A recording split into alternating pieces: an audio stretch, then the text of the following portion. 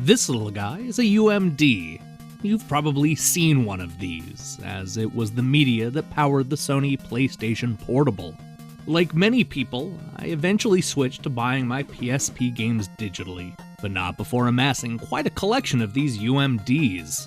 As it turns out, I have 100 different video games on UMD, none of which fit into my PS Vita. Thankfully, I've been able to pick up most of my favorite PSP games on the PSN through deep discounts and sales. For reasons that are entirely self-serving, I would like to go through my entire collection, talk about each of the games, and answer the most important question: would I buy this PSP game again? My first game is Ace Combat Joint Assault, which was probably one of the last PSP games I reviewed. This is from 2010, so it's only a couple of years before the PS Vita came out. I enjoyed it at the time. The graphics were good, had a fun multiplayer mode, but, not my type of game, and this probably isn't the version I would go with. I have a bunch of them on the Xbox 360 and PlayStation 3 that I've reviewed as well, so. Up next is Alien Syndrome. I had high hopes for this. This was a reboot of an older game, and I enjoyed that older game a lot more. This didn't do much for me. The graphics were bad. I think I also have this on the Wii, and I didn't enjoy that version much either. I would not buy Alien Syndrome again. Up next is Ape Escape Academy. This is a minigame compilation starring the Ape Escape characters, the apes specifically. This was no fun at all. I think I gave this like a D, maybe a D+. I did not enjoy this one at all. I would not buy this again. Up next is Archer Maclean's Mercury, which is an interesting little puzzler. It has a cool liquid metal effect, and the graphics were pretty good, especially on the PSP. I actually owned this and the sequel on the PS Vita, so yes, I would buy this again. Here we have ATV Offroad Pro, which is the first racing game of many for the PSP that we're going to get to in this video series. This was fun. I think I gave this a good review at the time. The graphics were good. It had a lot of mini games, had a track editor, had some good stuff in it, but I'm not sure this is the version I would want to go back and play. There are better versions of this on other consoles. So no, I would not buy ATV Offroad Fury Pro again. Okay, next is Rockstar Games and Timberland present Beaterator. I just have it filed under Beaterator. This is not really a game. It's kind of a music-making software program. The idea is basically to lay down loops like you're going to be a rapper. The idea is interesting. I like the style. I like all the things you can do with it. But boy, this is not the way I want to make music. I'd rather do this on, a computer or a laptop or maybe a tablet. I don't know. This isn't the way to. I would not buy Beaterator. All right, next is Brunswick Pro Bowling, which I recall being incredibly difficult to control. This is another one I also reviewed on another platform. I'm pretty sure I reviewed this also on the Wii, and it controlled better there, which I'm sure that comes as no surprise. I would not buy this again. All right, next is Burnout Dominator, which was the second of two PSP Burnout games, the first one being Burnout Legends, which we'll get to that here in a second. Burnout Dominator also came out on the PlayStation 2, but I think this PSP version is the best version. At least this is the one I've always preferred. I ended up buying this again on the PS Vita, but it's real unstable. It crashes all the time. That has not hurt my enjoyment of it. Yeah, Burnout Dominator I would buy again. Speaking of Burnout, here's Burnout Legends, the first of the two Burnout games on the PSP. This is an exclusive Burnout for the PSP, well, unless you count the dreadful Nintendo DS Burnout Legends game, but we're not going to count that. Instead, this is the true experience. It's a little funky compared to the other Burnout games, but I enjoyed it. I didn't like this one as much as Dominator, which came out second, but Burnout Legends is still a lot of fun. I would buy this again. All right, next is Buzz the Master Quiz. which is a lot like the popular PlayStation 2 version, which was also just a series of quizzes. There's some okay single-player stuff in this, but the real reason you come to Buzz is for the multiplayer, the party element, and you just can't do that on the PSP.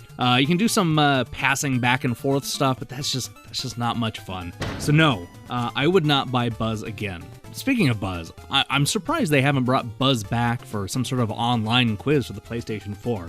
They should do that.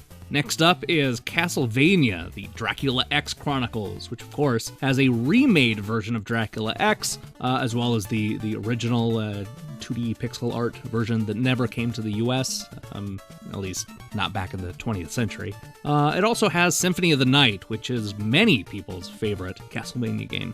This is great. This is one of my favorite PSP games, and it's certainly recommended. It's been on sale a bunch of times on the PSN, so you could, I think I picked it up for, I don't know, maybe $8 or $9. Anyway, yeah, definitely a vital PSP game to own. Next up, we have Capcom Classics Collection Remixed, which is one of 2 Capcom Classics arcade compilations that they released for the PSP. This one had a whole bunch of recognizable names, but was sort of the lesser of the 2. It had, of course, the original Street Fighter, Captain Commando, Bionic Commando, Forgotten Worlds, of course, Strider, Final Fight, one of my favorites, 1941, Sidearms, a whole bunch of other games. While not as good as the one we're about to talk about, Capcom Classics Collection Remixed is still a great game.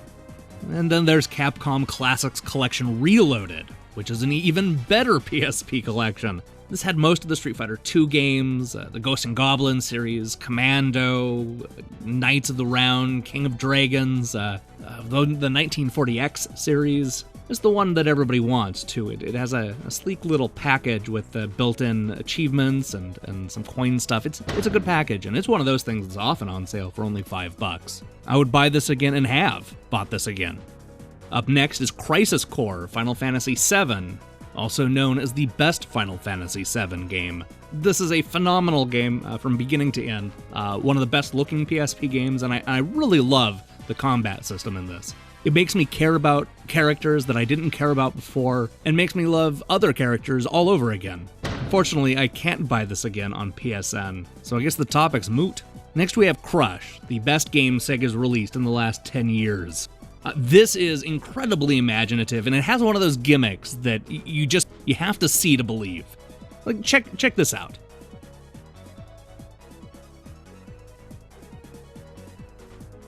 The whole game is built around this idea of going from 2D to 3D, and it's incredible. Crush is another game that's often on sale for only $5. I would definitely buy this again. Darkstalkers Chronicles, the Chaos Tower, is one of the first PSP games that I bought. This was a launch game. Fun little fighting game that, and it's a series that doesn't get enough love. I love Street Fighter 2 and all those games, but I really wish Capcom would return with another Darkstalkers game. This is a fun compilation of sorts. It has a lot of content, a lot of stuff that you want. Unfortunately, it also has some stuff you don't want, including long load times. Even then, yeah, I'd buy this again. In fact, I have bought this again. It's often on sale for only $5. That's the thing about most of these games. Only $5 in most cases. Next up is Daxter. I enjoyed this a lot more than I enjoyed most of the Jak sequels. This is a fun little spin-off that takes place in the world of Jak 2, and I don't know, maybe I was just more forgiving because it was on the handheld, and I was more impressed with what they were able to accomplish. I have a hunch this probably won't hold up as much as I would like, but I would buy this again. Here we have Deadhead Fred, which is an unusual, stylish adventure game. It's sort of an action-y, point-and-click adventure game with a crime noir storyline. It's also funny. It's voiced by John C. McGinley, who you no doubt recognize from Scrubs and a bunch of other things. It's clever at times and reminds me a little bit of a recent game that came out called Stick It to the Man, which I also loved. It's not perfect, but Deadhead Fred I would buy again. I'm pretty sure I gave Disgaea 2 Dark Hero Days a strong review when I wrote about it a bunch of years ago, but I don't remember much. I know that I've played a couple of the sequels since, and I enjoyed those.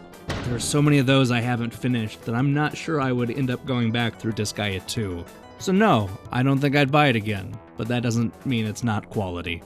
Dissidia Final Fantasy is a a weird little fighting game for the PSP that has a lot more content than you initially think. I went in kind of thinking it was going to be light on content, but there are hours of adventures to go on with a whole bunch of my favorite characters from the original Final Fantasy games. I need to go back and finish this up. I've been going through the sequel, which I recently picked up on sale for the PS Vita.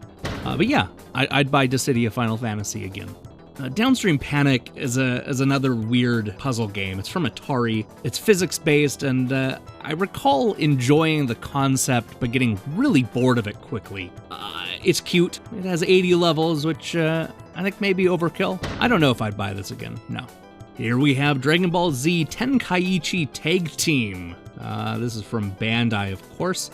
People that have been following my reviews on defunctgames.com already know that I'm not a big fan of these Dragon Ball Z games, but I don't know what it was, but this one actually did something for me. This had enough characters and enough modes, and the tag team stuff kind of worked. It's not great, and honestly, I probably wouldn't buy it again, but of the Dragon Ball Z games I played, this was one of the better ones. Oof, Dungeons & Dragons Tactics.